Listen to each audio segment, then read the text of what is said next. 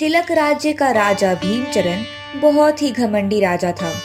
और भला राजा को घमंड हो भी क्यों ना, वो अपने पिता के बाद अपने राज्य की गद्दी पर आ बैठा था और बहुत रूपवान भी था, जिस वजह से उसे बहुत घमंड था। राजा के पिता की अब उम्र हो चली थी, जिस वजह से राजा विक्रमादित्य के बेटे भीमचरण को तिलक राज्य की गद्दी दी गई थी।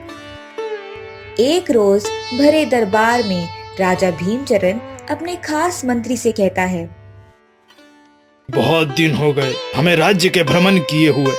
आज हमारे राज्य में भ्रमण की तैयारी की जाए।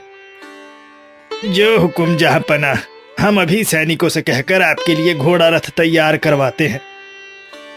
राजा भीमचरण के कहने पर मंत्री सहित सैनिक ऐलान करते हुए राज्य में पहुंचते हैं। अदब, मुलाहिजा, होशियार, शहंशाह भीमचरण तशरीफ ला रहे हैं। माँ, ये क्या कह रहा है और कौन पधार रहे हैं? सीधे खड़े हो जा, राजा भीमचरण निकले हैं राज्य के भ्रमण के लिए। तो माँ, हमारे घर से निकलने पर तो कोई भी ऐसा नहीं कहता, तो राजा के लिए इतने लोग क्यों? और वो उनके आने की खबर भी दे रहे हैं। वो इसीलिए क्योंकि सभी को पता चलना चाहिए कि राज्य के भ्रमण के लिए राजा जी निकले हैं। और तू सवाल करना बंद क्यों नहीं करता है? राजा भीमचरण अपने घोड़े पर सवार राज्य के भ्रमण को निकला था। राजा के चारों तरफ सैनिक थे और जो भी राजा को देखता वो अपना सर झुका लेता। वहीं पास ही खड़ा वो बच्चा जो अपनी माँ से ढेरों सवाल कर रहा था, और वो एकटक राजा भीमचरण को देख रहा होता है और राजा भीमचरण भी उस बच्चे को देख रहे होते हैं। वहीं उस बच्चे की माँ पास ही अपने बेटे का हाथ पकड़े सर झुकाए खड़ी थी। अरे क्या कर रहा है तू? राजा जी को घूरना बंद कर।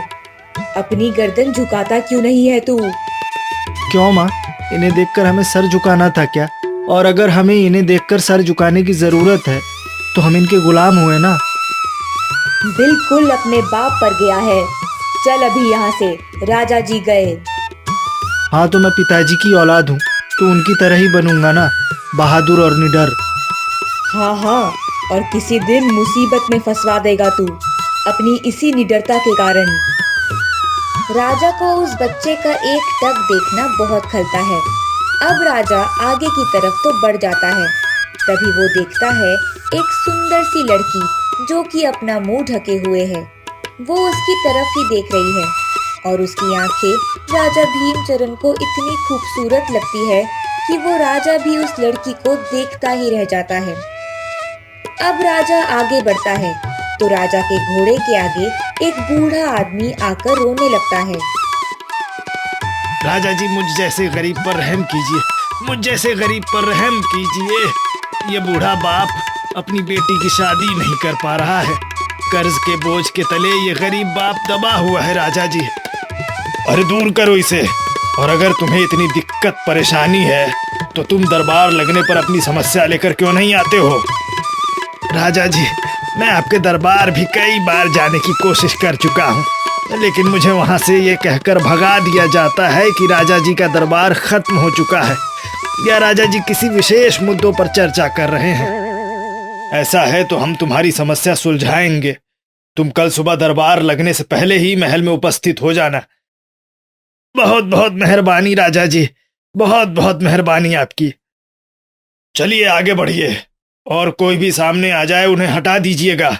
मैं यहाँ राज्य के भ्रमण को निकला हूँ, इन गरीब भिखारियों का दुख सुनने नहीं। राजा भीमचरण अब काफी समय राज्य के भ्रमण के बाद अपने राज्य में थके हारे आते हैं और अपने कक्ष में बैठ जाते हैं। लेकिन उनके मन में राज्य भ्रमण के दौरान हुई दो घटना अब भी जहन से नहीं जा रही थी। राजा उन दोनों घटना के बारे में बहुत सोच विचार करता है। एक तो वो बच्चा जो मेरी आंखों में आंखें डालकर मुझसे कहने की कोशिश कर रहा था, उसके आंखों के तेज के सामने मुझे ऐसा लगा जैसे वो मुझे ललकार रहा हो। लेकिन उसकी उम्र के बच्चों में तो अभी किसी भी चीज की समझ नहीं होती। और दूसरी वो नकाबपोश कन्या, उसकी आंखों ने तो मानो मुझे मदहोश ही कर दिया हो। इसी बारे में सोचकर राजा भीमचरण को पूरी रात नींद नहीं आती है। अब अगली सुबह के किरण के साथ ही राजा जब अपने दरबार में पहुंचता है तो वो सबसे पहले अपने मंत्री से कहता है, मंत्री, सैनिकों को राज्य में भेजा जाए और उन 2 लोगों की तलाश की जाए जिन्होंने मुझसे कल आंखों में आंखें मिलाकर कुछ कहने की कोशिश की और मुझे ये बिल्कुल नागवार है। लेकिन राजा जी, आपके राज्य के भ्रमण के दौरान ऐसा किसने किया, ये हमें कैसे पता चलेगा? क्योंकि जब आप राज्य में भ्रमण को निकले तो उस दौरान तो हमें राज्य के हजारों लोग दिखे थे। ये भी तुम सही कह रहे हो, आप लोग उसे पहचानेंगे कैसे? कोई बात नहीं, इस पर बाद में वार्तालाप करते हैं।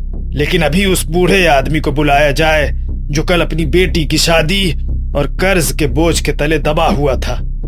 जी महाराज जी, जो हुक्म, मैं अभी बुलाता हूँ। अब मंत्री भी सैनिकों को भेजकर उस बूढ़े आदमी को दरबार में बुलाता है। अब राजा भीमचरण उस बूढ़े आदमी को देख कहते हैं, कहो क्या परेशानी है तुम्हारी? परेशानी सुनी जाएगी और उसे सुलझाया भी जाएगा। राजा जी, मेरी एक बेटी है जिसका मैं विवाह करना चाहता हूँ और वो मेरे साथ ही आई है। लेकिन मेरी बेटी शादी नहीं करना चाहती क्योंकि उसका कहना है कि उसके लायक वर उसे अभी तक नहीं मिला। जरा आप उसे समझाइए और मेरी बेटी के शादी में मेरा सहयोग कीजिए। सैनिकों, इनकी बेटी को पेश किया जाए।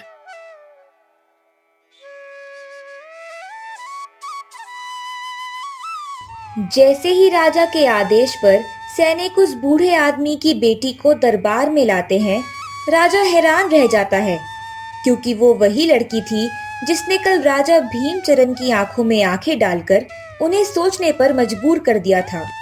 हालांकि अब भी वो लड़की नकाब नहीं होती है। क्या ये तुम्हारी बेटी है? हमें तो इसी की तलाश थी। कन्या, मैं तुमसे पूछ सकता हूँ कि तुम अपने पिता के खिलाफ क्यों हो और क्यों शादी नहीं करना चाहती?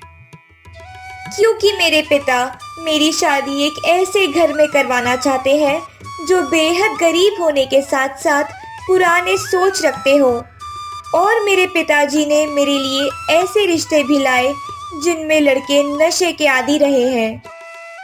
लेकिन राजा जी, हम जैसे गरीबों को गरीब ही मिलेगा। अब इसके लिए मैं राजकुमार ढूंढ कर लाऊं कहां से? लेकिन मेरी सुंदरता भी तो मेरे होने वाले जीवन साथी से मिलनी चाहिए ना। अच्छा, तो इतना घमंड खुद की सुंदरता पर? फिर तो हम भी तुम्हारी सुंदरता देखना चाहेंगे। राजा के इतना कहते ही वो लड़की अपना नकाब हटाती है और नकाब के हटते ही राजा उस लड़की को देखता ही रह जाता है। वो लड़की बेहद सुंदर थी और उस बूढ़े गरीब बाप की इतनी सुंदर औलाद देखकर राजा हैरान था। मैं इसके लिए कोई राजकुमार नहीं ढूंढ सकता, लेकिन मेरी जितनी हैसियत है मैं उतना कर ही रहा हूँ मालिक। आप बुरा न मानिए तो मुझे आपकी लड़की पसंद है। आप चाहें तो इसके लिए राजकुमार ढूंढ सकते हैं और वो राजकुमार मैं ही हूँ। राजा की ये बात सुनकर भरे दरबार में मंत्री, सैनिक, महामंत्री सभी हैरान हो जाते हैं और वो बूढ़ा आदमी भी बेहद हैरान था। लेकिन वो लड़की यही चाहती थी कि उसे कोई राजकुमार मिले और वो बहुत खुश थी। महाराज, आप एक बार सोच विचार कर लीजिए। आप एक राजा हैं और आपको एक साधारण सी लड़की कैसे पसंद आ सकती है? इस लड़की की आंखों के तेज से मुझे नहीं लगता कि ये साधारण है। इसकी सुंदरता पर मेरा दिल आ गया है और मैं इससे शादी करना चाहता हूँ। दरबार में सभी हैरानी से राजा की तरफ देख रहे थे। अब राजा तो उस बूढ़े की समस्या सुलझा देता है, लेकिन उस बूढ़े और लड़की के जाने के बाद वहां मौजूद दरबारी राजा से सवाल करने लगते हैं। राजा जी, मुझे इस लड़की पर संदेह है। हमें इसकी थोड़ी बहुत छानबीन करनी चाहिए। हो सकता है ये दुश्मन राज्य की कोई जासूस हो। राजा की जुबान बहुत पक्की है। मैंने कह दिया सो कह दिया। राजा किसी की बात नहीं सुनता और हार कर राजा की बात मानी जाती है और राजा की उस खूबसूरत लड़की से शादी हो जाती है। और वो लड़की जो कि कुछ समय तक तिलक राज्य की प्रजा में गिनी जाती थी, आज वो तिलक राज्य की रानी साहिबा बन चुकी थी। इस बात को भी कुछ समय बीत जाता है। राजा अपनी रानी के संग खुशहाल जिंदगी व्यतीत कर रहा था, लेकिन एक रोज राजा से मिलने एक बच्चा आता है। राजा जी, माफी चाहता हूँ। आपसे मिलने एक बालक आया है और वो हठ लगाए बैठा है कि उसे आपसे मिलना ही है। मुझसे और एक बालक मिलने की हठ लगा रहा है। मैं उससे अवश्य मिलना चाहूंगा। मैं भी तो देखूं जरा मुझसे मिलने के लिए तिलक राज्य का कौन सा ऐसा बहादुर और निडर बालक है जो मुझसे मिलने महल तक चला आया। अब राजा दरबार में पहुंचता है और उस बच्चे को दरबार में उपस्थित किया जाता है। उस बच्चे को देखकर राजा को याद आ जाता है कि ये तो वही बच्चा है जो उससे कुछ समय पहले तिलक राज्य भ्रमण के दौरान आंखें मिला रहा था, जहां राजा की सभी प्रजा अपनी सर झुकाए खड़ी थी। अरे क्या बात है, तुम तो खुद चलकर हमारे महल में आ गए हो। मुझे तो तुम्हें ढूंढने जाना नहीं पड़ा। बताओ बालक, तुम्हारा यहाँ तक आने का कोई खास वजह? महाराज, मैंने सुना था कि तिलक राज्य में राजा सबकी सुनते हैं, लेकिन मुझे तो ऐसा बिल्कुल भी नहीं लगता। तुम एक राजा से सवाल जवाब कैसे कर सकते हो? उस दिन भी तुमने मुझसे नजरों से नजरें मिलाकर मेरे जहन में कई सवाल खड़े कर दिए थे, और जब कुछ समय बाद तुम बड़े हो जाओगे तो तुम मेरे खिलाफ बगावत पर उतर आओगे।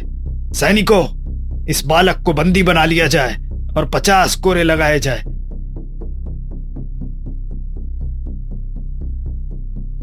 आप ये नहीं कर सकते। आप अपने प्रजा को प्रजा की तरह नहीं बल्कि गुलाम की तरह देखते हैं, और ये गलत है। तुम मेरे समक्ष आकर मुझसे ही सवाल जवाब नहीं कर सकते, बल्कि तुम्हारी उम्र है ही क्या? कल को तुम बड़े होकर इस राज्य के लिए बगावत करोगे, मेरी प्रजा को भड़काओगे। सैनिकों, इसे 50 कोरे लगाए जाएं, ताकि दोबारा इसकी तरह बगावत करने कोई महल तक ना आ सके। राजा घमंड में इतना चूर हो चुका था कि वह ये भी नहीं देखता कि एक छोटा सा बालक उससे सवाल कर रहा है, वो भी पूरे जिगरे के साथ। उस नन्हे बच्चे को राजा के आदेश पर कोरे लगाए जाते हैं, लेकिन वो बच्चा 50 कोरे की मार सहकर जब घर आता है तो उसकी माँ भी उसे बहुत सुनाती है। तुझे कहा था ना, राजा से सवाल जवाब ना कर, लेकिन तू नहीं माना। देखा ना, उस घमंडी राजा ने तेरी क्या हालत कर दी है। उस राजा से उसकी प्रजा खुश ही नहीं है, लेकिन वो फिर भी अपने घमंड में इतना अंधा हो चुका है कि वो सिर्फ और सिर्फ अपनी सुंदरता, अपने बारे में सोचता है। माँ, क्या मैंने राजा से सवाल करके गलत किया? गलत तो उसने किया मेरे सवालों का जवाब ना देकर। उसमें साहस नहीं थे मेरे सवालों के जवाब देने के। कायर राजा कहीं का। जहां एक तरफ राजा अपने खिलाफ किसी से कुछ भी सुनना नहीं चाहता था, वहीं दूसरी तरफ राजा ने जिस बूढ़े व्यक्ति की बेटी से ब्याह रचाया था, वह कोई साधारण लड़की नहीं थी। उसकी सुंदरता में पिघलकर राजा ने अपने ही पैरों में कुल्हाड़ी मार ली थी। एक रोज देर रात जब राजा सोया होता है तो चारों तरफ सन्नाटा छाया होता है। तभी तिलक राज्य पर पड़ोसी राज्य के राजा वीरेंद्र सिंह आक्रमण करवा देता है और तिलक राज्य के सैनिक महल और राजा को अपने अधीन कर चुका होता है। राजा भीमचरण, वो राजा जो अपने घमंड के लिए जाना जाता है, वैसे सुंदरता भी आपकी कम नहीं है। जैसा सुना था वैसा देख भी रहा हूँ। तुमने मेरे राज्य पर आक्रमण करके सही नहीं किया, तुम्हें इसका खामियाजा भुगतना होगा। रस्सी जल गई लेकिन बल नहीं गया। बिंदु देख रही हो न तुम, वैसे तुम्हें इसने कोई परेशानी तो नहीं दी। ये मेरी रानी है और तुम इसे बिंदु कहकर क्यों पुकार रहे हो? तुम्हारा इतना दुस्साहस? अरे राजा भीमचरण, रुकिए जरा, पहले इनके बारे में जान तो लीजिए। ये मेरी जासूस पत्नी है जिसने आपको अपनी सुंदरता के जाल में फंसाया, लेकिन आप तो सिर्फ अपने रुतबे, पैसे और घमंड पर ध्यान देने में थे। तो भला आप उनके आगे पीछे दाएं बाएं होने वाली चीजों पर कैसे ध्यान देते? वैसे आपसे ज्यादा तो आपके मंत्री काबिल हैं, जिन्होंने ये सवाल तो उठाया कि उनकी खोज भी होनी चाहिए। तुमने मेरे साथ धोखा किया, मैं किसी को नहीं छोड़ूंगा। अब ये राज्य मेरा है, और यहाँ की प्रजा भी मेरी है। आप सिर्फ कारागार में कैदी हैं, क्योंकि इस राज्य की प्रजा आपसे बिल्कुल भी खुश नहीं थी। इसीलिए मुझे मजबूरन आपकी प्रजा की देखरेख के लिए यहाँ आना पड़ा। ऐसा बिल्कुल भी नहीं है, मेरी प्रजा मुझसे बहुत खुश है। अभी आपके राज्य में होकर आया हूँ। उन्हें इस बात की खुशी है कि घमंडी राजा भीमचरण को मैंने कैद कर लिया है और अब मैं इस राज्य का राजा हूँ। ऐसा बिल्कुल भी नहीं हो सकता। मेरी प्रजा मुझसे ही खुश थी, वो आपके आदेश को नहीं मानेंगी। उन्होंने मेरे आदेश को भी माना और मुझे अपने राजा के रूप में भी स्वीकार कर लिया है, क्योंकि मैं आपकी तरह बिल्कुल भी नहीं हूँ। मैं तो एक दयावान राजा बनने आया हूँ और अपनी प्रजा को पूरी कोशिश करूंगा कि उन्हें कोई दिक्कत ना दूं, सिर्फ खुशियां ही खुशियां दे सकूं। तिलक राज्य के राजा भीमचरण को पड़ोसी मुल्क के राजा वीरेंद्र सिंह अपनी पत्नी बिंदु के जरिए बंदी बना लेते हैं।